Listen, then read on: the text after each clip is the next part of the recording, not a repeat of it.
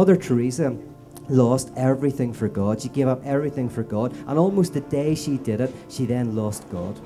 For most of her life, she didn't know if God was there. She felt this absence, didn't know if anyone was listening to her prayers. And people thought when they found this out, oh my goodness, Mother Teresa, like, she wasn't really a Christian. No, profoundly Christian. What better expression of Christ on the cross? But she was her belief. She lived it in her material existence. You see, we in the West have this idea that the truth of who I am is who I think I am, is the beliefs that I have.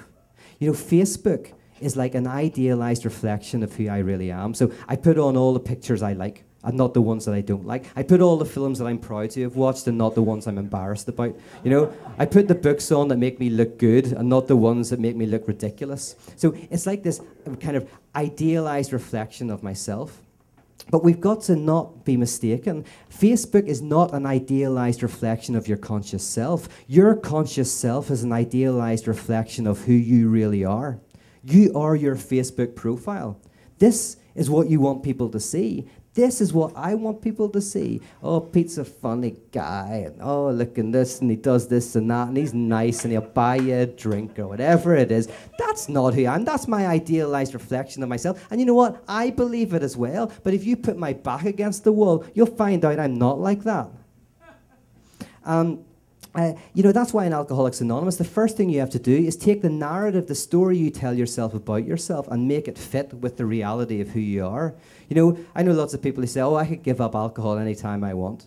You're kind of like, well, that narrative is what's preventing you from actually acknowledging the material reality of your existence. So the first thing you do is, my name is Pete and I'm an alcoholic. You know, you connect the narrative. That's why Columbo was so interesting. I love Columbo. It's my favorite program ever. Honestly, I watch it obsessively. It's really weird. Anyway, and what's good about it, because it's so strange, it's not like any other detective film, where you kind of watch and you don't know who did it and you don't know how they did it, and then at the end you find out. Columbo tells you everything at the beginning. Tells you who did it and it tells you how they did it. So what's the enjoyment of watching Columbo? The enjoyment of watching Columbo, for me, is seeing how he brings the story that the murderer tells about the situation and makes it fit with the reality of the situation. The story fitting with reality. That's why we have to do spiritual disciplines and journaling, so as we actually realize that the story we tell ourselves about ourselves is not reflective of who we really are. You know, that you find out more about who someone is if you watch them play Second Life. You know, because because this is the fake self. The real self is the self that what you do whenever you don't have the social constraints. You know, that's why I found this amazing article written in 1938 in Homes and Gardens. Do you know Homes and Gardens magazine? This is about a famous a politician. I think they go around famous actors and politicians and show their homes and show their gardens. I'm guessing that's what it's about. And they go around this famous politician, and it's his summer residence. And he's got his paintings. He's a painter, so they've got his paintings on the wall, and they make little jokes about how his signature is illegible. They say he's a dry raconteur. He enjoys people's company. He loves kids. He loves animals. He's a strict vegetarian, never touches a drop of alcohol. It's a brilliant article. But as some of you know, who is it? Hitler. It's an article about Hitler.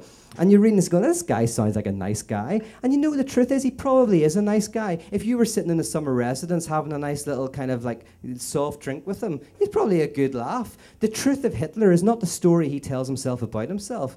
The truth of Hitler is his material reality, what he does, what he did, who he is, not if he's behind closed doors some interesting person.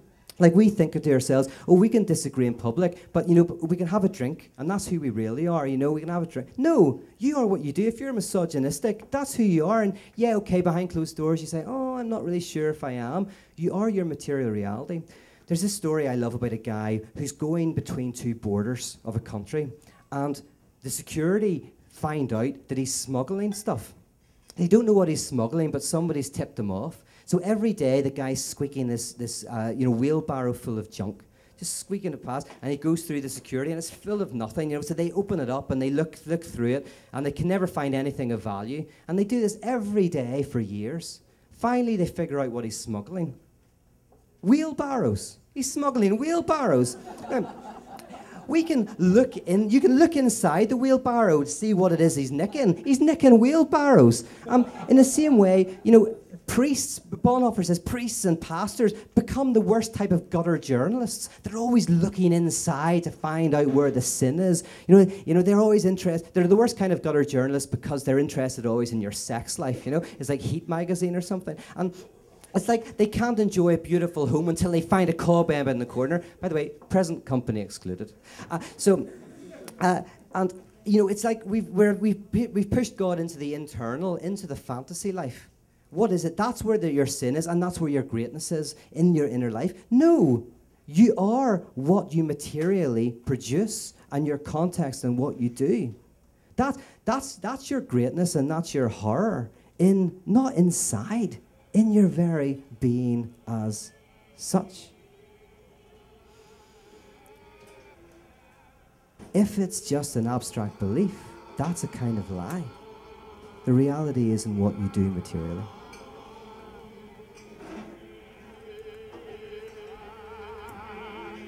I once was lost, but now I'm lost.